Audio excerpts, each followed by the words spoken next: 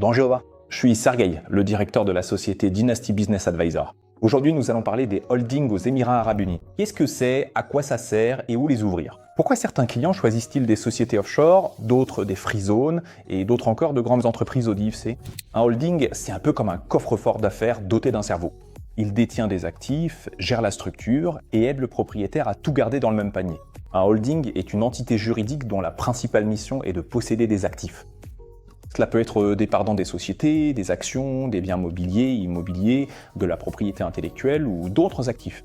L'objectif principal d'un holding est de tout rassembler dans une structure claire, de gérer les actifs de manière centralisée, de percevoir des dividendes, de planifier la fiscalité, de protéger la propriété et de simplifier la vie du propriétaire. Les sociétés holding peuvent être enregistrées dans différentes parties du monde. De nombreuses juridictions offrent un taux de 0% sur les dividendes.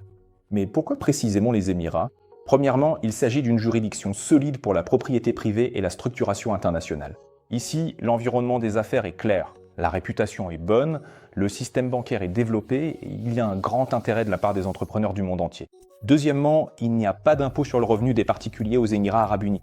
Les dividendes et les plus-values dans les structures d'entreprise peuvent être exonérés de l'impôt sur les sociétés, sous réserve du respect de certaines conditions. C'est pourquoi il est important non seulement de créer une société, mais aussi de bien comprendre quels revenus elle perçoit et sous quel régime fiscal elle relève. Aux Émirats, l'expression « il n'y a pas du tout d'impôt » n'est plus valable.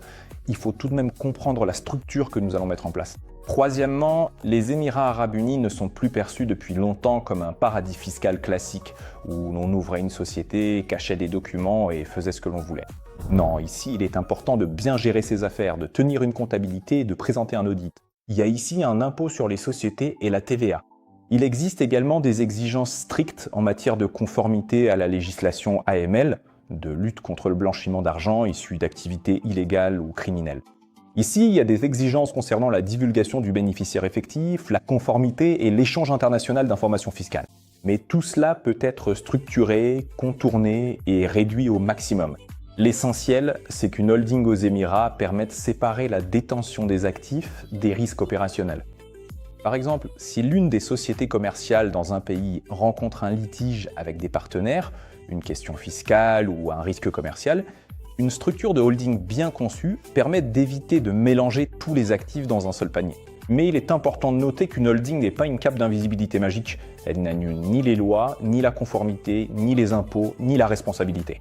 Cela ne fonctionne que si la structure est correctement construite, que les documents sont logiques, que les sources de financement sont claires et que le propriétaire ne gère pas tout de manière chaotique. Chez Dynasty Business Advisor, nous distinguons trois principales options aux Émirats pour l'enregistrement d'une société holding. Le premier niveau, c'est la société offshore à Ajman Offshore.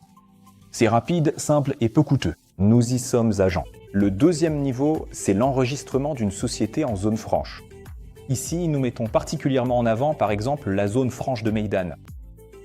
Ici, il est possible d'obtenir un visa de résident et de devenir résident fiscal aux Émirats. Le troisième niveau, c'est le DIFC, Dubai International Financial Center, le niveau le plus haut de gamme pour les structures internationales sérieuses, les fonds, les family office, la planification successorale et d'investissement. Il existe des restrictions principales pour Ajman Offshore. Elle ne permet pas d'obtenir un visa de résident aux Émirats Arabes Unis. Et il est également impossible d'enregistrer un bien immobilier aux Émirats au nom de cette société, dans aucun des Émirats.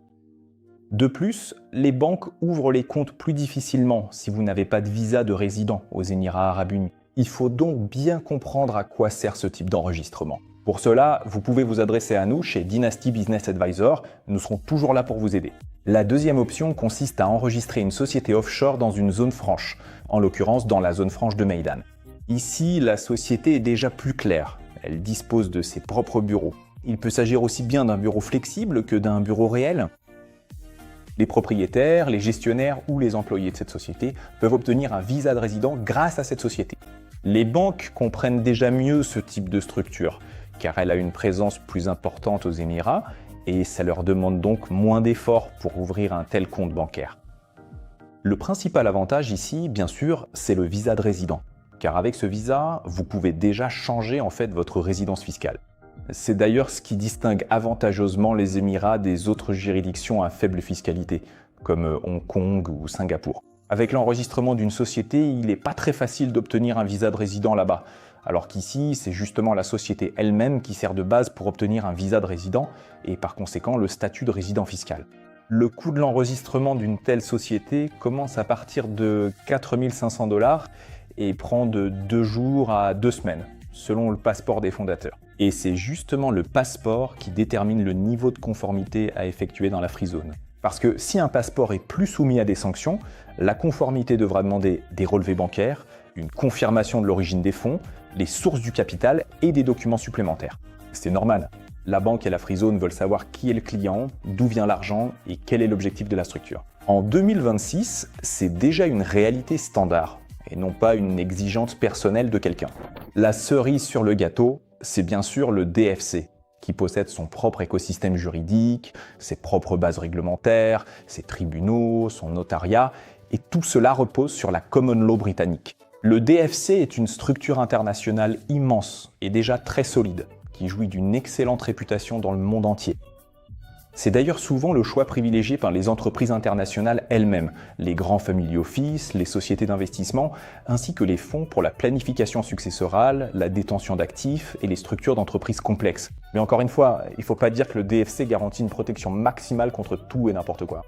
Bien sûr, personne ne peut garantir cela.